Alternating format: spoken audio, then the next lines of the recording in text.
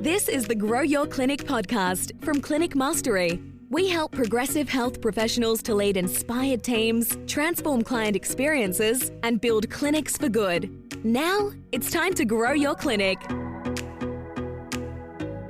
Welcome back to another episode of the Grow Your Clinic podcast. My name is Jack O'Brien. Thank you for joining us for another episode today. Really appreciate you trusting us with your attention over the coming half an hour. Listeners, if you want to grab the show notes or any of the links that we touch on today, and maybe you haven't stuck around until the end of an episode to find this out, you can head to clinicmastery.com/podcast. All the links, show notes, etc. will be there. You can grab the links to our guest's website today. You can do the Assess Your Clinic scorecard test. Everything is over at clinicmastery.com/podcast. Well, enough of that. We have a guest joining us today, and I'm really excited to continue our spotlight series on clinic owners that are doing amazing things, building clinics for good, and helping hundreds and thousands of people along the way. So our guest today is Shawn Goldberg, the founder, director of Mind Up Psychology Practice. Shawn, welcome to the podcast. How are you? Good, Jack. Thanks for inviting me to talk today. It is a pleasure. I have really enjoyed watching your journey from a distance, and so I'm keen to unpack and explore what your clinic owner journey has been like. But before we do that, I have a couple of icebreaker questions. Are you ready to go? Let's do it. Let's do it. Okay, number one, what are you reading or learning right now? I'm learning how to run a clinic successfully. Aren't we all? Aren't we all? I'm a father of three under the age of 7, and there's no time to read. I come home and I'm back into father mode, put the kids to sleep, then I just collapse. So the best I do is just little snippets of news. I'm a big fan of the news. I'm a big fan of what's going on in politics nationally and worldwide. And I love the sideshows of American politics. I'm just sucked into everything to do with them. Yeah, I can appreciate that. I like it. Number two, who inspires you? My father, definitely. My late father definitely inspires me. And he does come to mind a lot. But generally, I just surround myself with people who I feel are inspirational to me. I don't look at any one personality like the Richard Bransons out there that seem unachievable to me. I really cherish those people around me who are doing really well in their career and I guess nudge me along a little bit. So it could be anywhere from coaches at CM to friends and family that I look towards. I love that. I love it. Number three, what did you want to be when you were growing up? A vet. Oh, okay. Right. I wanted to be a vet. I wanted to help animals. I loved animals. And then I moved into psychology instead. Well, a vet of a different kind, the human animal, right? That's right. Yeah. Okay. And finally, mate, what's a motto that you like to live by? Oh, it'd be easy to throw in my clinic motto, your mind, your health, but I won't. Just be authentic and do your best. Love it. Simple, right? Beautiful. All right, Shawn. So help connect the dots from the young tacker who wanted to help animals through to psychology. Fill in the blanks. How did you end up where you are now? Oh, how long do we have, really? Not too long. Well, the story starts when I had finished my undergraduate in psychology and I didn't do so well and was going through a bit of a personal rough time at that stage. So I thought I'll just take a pause and try my luck at doing any job that I could get my hands on to see if I like that field and to decide what I wanted to do next. Right. One of the jobs that I had of the many was working as a volunteer drug and alcohol therapist. I had many other kind of welfare jobs and other kind of side jobs as well, like youth work. And with that youth work activities, youth worker role, I actually found myself getting a job on the cruise ship around the world. Oh, really? So I was traveling the world then for 3 years, 1 year with the cruise ship, 2 years just as a backpacker, just to find my feet. And it got to a point where I was just absolutely sick and tired of traveling. I never thought that would be possible. Especially now we're in COVID and we're all desperate just to get on a plane or a boat. Absolutely. Maybe not cruise ships, but I'll go exactly. anywhere. So, yeah, I was really keen to come back and just work a 9-to-5 job. And of all the jobs that I had taken on prior to me traveling, working as that drug and alcohol volunteer therapist was the one that really stood out to me. Okay. So I found myself in that field and got in and then started my studies along the way. So what was it about drug and alcohol that attracted you? Or at least helping those with drug and alcohol problems? Working in community health setting and working with drug and alcohol field, you definitely see a rawness in your clients that you don't see anywhere else. Okay. And an authentic connection.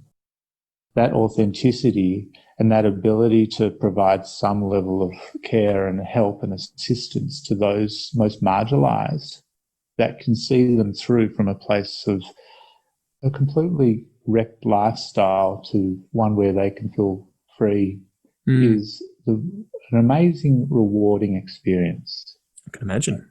And it just really drove me to be in the community health sector for a good 10 years of my career. Right. And so I went from that to then trauma, because 80% of drug and alcohol clients have some traumatic background. And I ended up working with victims of crime for another 4 or 5 years and ended up leading the team there. And from that, the government changed their policy and booted out all psychologists within the program and brokered us out as private therapists. Right. And within that time, I then suggested, and we worked together closely with the community health centre at the time, and they suggested, and we discussed me taking on a private role in the public model. It was the first time they'd ever done that. And that worked well until I had 1 month waiting list, and I was the only psychologist they were referring to from Melbourne to Melton, which is like about 10, 15 suburbs in Melbourne. And so my burnout, I just got burnt out very quickly. Lasted a year, went into private practice just to spread the load and have diversity in the types of clients I was seeing. And that just grew from there. Okay, interesting. So you kind of stumbled into private practice, or kind of forced into it a little bit if the public sector directed you down that route. Was it ever part of your long-term horizon or forecast to end up in private practice? I think it was. It was always something that I had, like a couple of clients in private practice, but that grew once I was into that private public model and then fully into a sole trader mode. And that sole trading that went on for about a good 5 years or so before I brought on associates.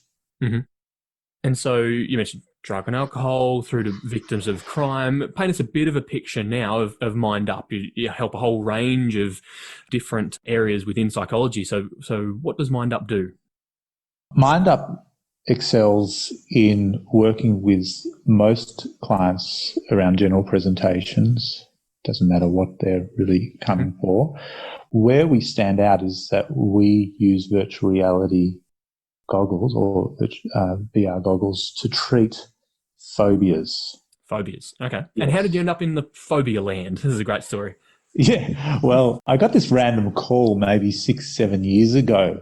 She was a manager of Flight Experience. It's a franchise of flight simulator stores around the world. And so she's the manager of the Melbourne one. And she said, hey, listen, my osteo said that you would be a good person to speak to. Would you be interested to be running the Melbourne's arm of the Fear of Flying program for us? And I was like, absolutely. Why not? This is great. Get to hang out in flight simulators. Exactly. I get to fly a flight simulator every week. But more importantly, it was just because I was really invested in helping people with anxiety in general. Sure. That really grew over a number of years, and then I took on the VR technology within my clinic. So I wasn't just going to the city to run those VR sessions, but it was actually using the goggles to help treat any phobia from dogs, snakes, spiders, heights. Right. Phobia. Using VR for exposure, graded exposure type thing. Yeah, so we treat with a 5-session treatment program. So it's a manualized package that we've produced, and we can help most people with their phobias within 5 sessions from Wow. beginning to end. Amazing. These are people who've had phobias for like sometimes 30 years, would never dream to step into a plane or get that injection or be able to handle a dog or a spider, to then just feel completely free. And Wow. that's a very rewarding part of our job. And the other thing that we really stand out for, I think, is that we, because of my background in the victims of crime area, I still continued that throughout my private practice, doing a lot of reports for court. And what I found is that there's just a massive gap in the system where it's hard to find psychologists who will take on those reports, and it'll be hard to continue treating those clients until the courts actually review the application with our report and award sessions so that it can be ongoing therapy. So I've created a system of a seamless process for all victims of a crime, not just within our region of where the physical clinic is, but statewide. And what that's doing is twofold. It's actually lightening the burden of psychologists in regional Victoria who are just swamped with their own work. And there's a massive wait list out there. And I know all about wait lists and victims of crime. And I know how to work with them, and I've trained my team to do the same, to be able to assess efficiently and effectively, as well as deliver a gold standard approach to trauma. You mentioned team, so let's go down that route. It sounds like, Shawn, you've had a range of different fields, from drug and alcohol, victims of crime, phobias, really excelling in your field. End up in a public-private hybrid, got a clinic. You mentioned you've had a wait list and you can't do it all yourself. So, a practice goes beyond sole trader, as you mentioned, to a full-on practice. So can you maybe paint the picture now of what MindUp is like right now? Team, capacity, whatever parameters you want to put around that. Sure. So there's myself, and I've got 3 psychologists on the team, and I've got 2 virtual admin team members as well from the Philippines, that they work for me, and they actually just joined in the past 6 weeks. My latest psychologist, the 3rd one, just joined 2 weeks ago in the midst of COVID-19. Wow. And she would probably be full in the next few weeks. So I'll probably need another psychologist. Better start hiring tomorrow. Better start hiring now. Yeah, exactly. They're hard to find, psychologists. And what does an average week in the life of Shawn look like? Are you treating patients still, leading the team, growing the clinic? What does your week look like? It looks like mashed potato to me. It's a forever changing diary as I try to make room for the cash flow and seeing the clients and being dedicated to the work that I've always been passionate about. But then at the same time, having the time to induct those new team members and allow my brain to think and allow systems to be developed and grow. And obviously there's just not enough time in my day, let alone week, to be able to do all that. So what I've recently done is just shave down my availability with clients, and from 25 clients a week down to 10 to 15 maybe maximum. Well, yep. And I'm also shaving down 1 week. So I'm taking off 1 week of the month, the first week of every month. I'm just leaving for business development for now. And the goal would be to really whittle that down so I can choose to see 5 to 10 clients, but I don't have to for the purpose of cash flow for the, That's awesome, mate.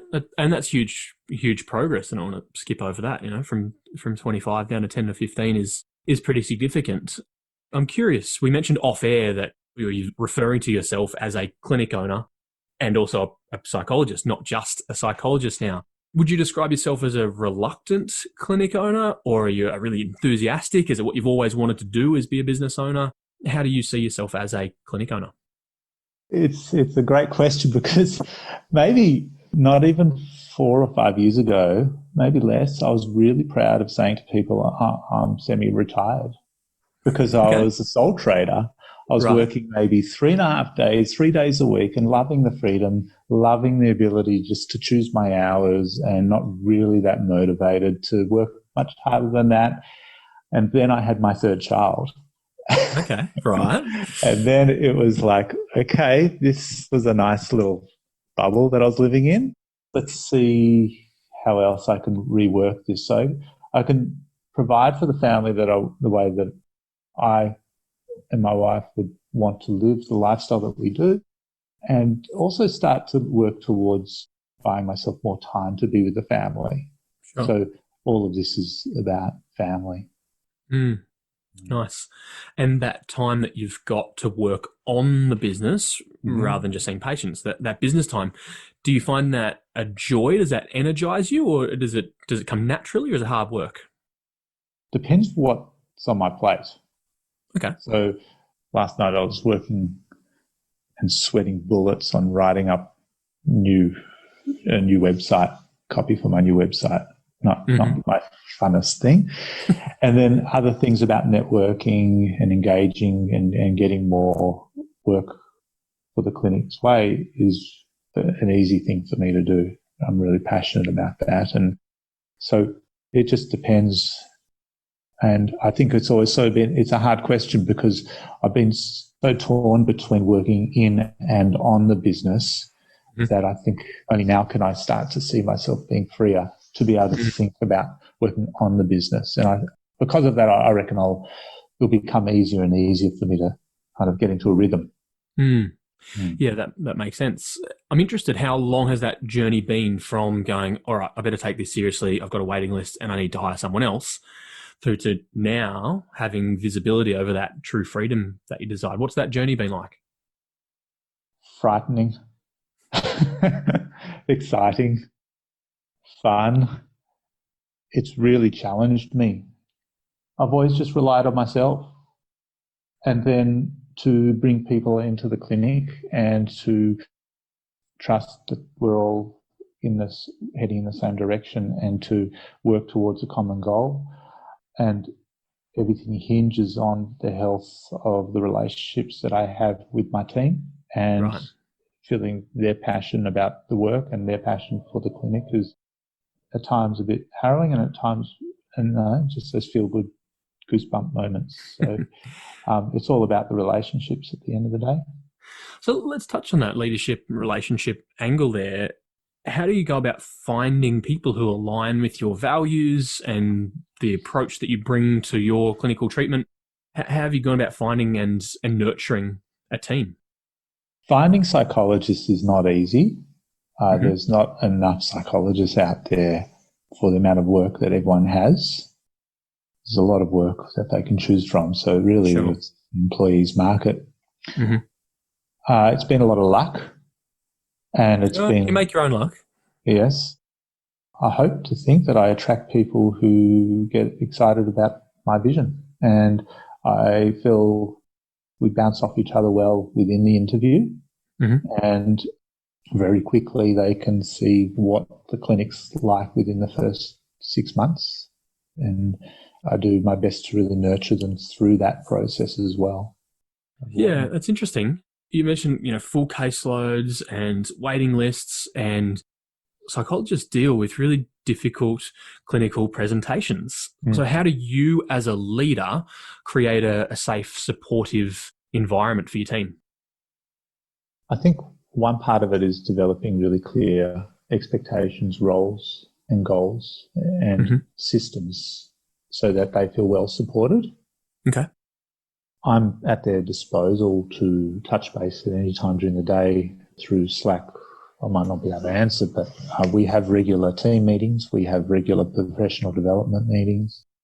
And really my goal is to help every clinician strive beyond what their knowledge base is, strive to see where their gaps are. And I do a lot of clinical group supervision anyway. I do a lot of talks on burnout prevention, compassion fatigue, vicarious trauma, and these are areas that I've experienced in my career that I hope to impart and help others with that. So it makes sense that I bring that knowledge into the team. One thing about burnout that I look at it, I view burnout with this lens, is that burnout really occurs, well, I see burnout occurring when you plateau, when there's no growth, when you're repeating this yourself over and over and not feeling like you're getting much out of the interaction with your client because you just hear yourself saying the same thing and it becomes a conveyor belt. Okay. But when you strive for something new, when you strive to learn something, when you strive to grow, then you don't necessarily get burnt out. You can feel overwhelmed, you can feel stressed by what's on your plate. And so what I've introduced for all team members, even the admin team, is to have a side project. And the side project really helps extend them. And we put it into 3 to 6 to 12 month project timeframes. And is that like related to the clinic and the business, or it might be personal? It's for now related to the clinic, but it can be connected to their personal desires and where they want to get to in life as well. Okay. Yep. So, for example, one clinician's writing up a program on anxiety, an anxiety group for young adults.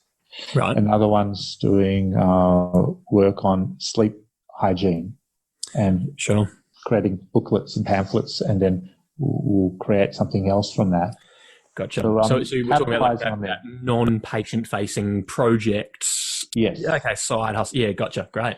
How do you juggle that tension of, we know that this side project is great for them managing their burnout and their personal capacities, but yet you've mentioned wait lists and patients and demand. How do you juggle that tension then as a clinic owner? It's time blocking, and it's really checking in with them weekly. It's checking in on those individual meetings that I have with each of the team members of how they're going, where their energy level's at, what goals are they kicking, what do they need assistance with. And again, because I'm really tuned into the negative impact of the work, variety is key, and to encourage them not to feel like they're overwhelmed by things. So yeah, I guess lucky they've got a psychologist as an employer. As their boss. Yeah. So you've mentioned there's lots of demand and there's a little bit of luck, but like I said, I think we make our own luck at times. I'm interested, Shawn, how have you grown a clinic from a solo practitioner, 1 caseload, to now 3.5 caseloads with still more demand? That doesn't happen by accident. What are some of the principles that you've employed to grow your clinic? Well, again, I'll say luck, but you might counter that. There was this moment where I was with my associates and we happened to need to rent the medical rooms in the medical clinic across the road from us. And it was just as a temporary fix while we were doing something to the clinic. Right. They weren't happy with their psychologist in their clinic, and I just happened to overhear it and said, "Hey, would you want us to help you with that?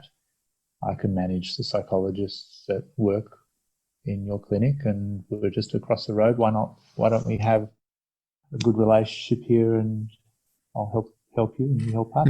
And that was it. And that was the foundation of growing the clinic mostly.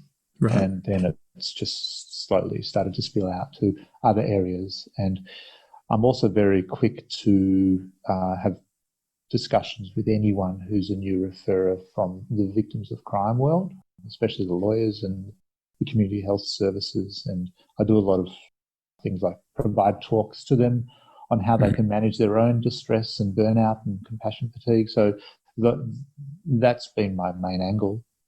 Sounds like you've been very deliberate with your referrers and relationships and networking. It's all about relationships. It's all about relationships. I like it. And couple, I think it's interesting, Shawn, as I observe your situation and your pathway, you've been very deliberate on that relationship side of things and the one-to-one stuff, but you've also been very deliberate on the branding side of things. Mind Up is a beautiful brand. You develop a lot of resources with your team. You've spent a lot of time behind a microphone when it comes to radio. So has that branding and personality, both you and your clinic, been a deliberate action on your behalf? Absolutely. what's been the fruit of that then? Well, just more and more recognition about the service that we're offering, that we're great communicators, and that we really are passionate about helping people in the community. We are also really clear on our treatment planning and goal setting, and I think that also becomes the word of mouth out there.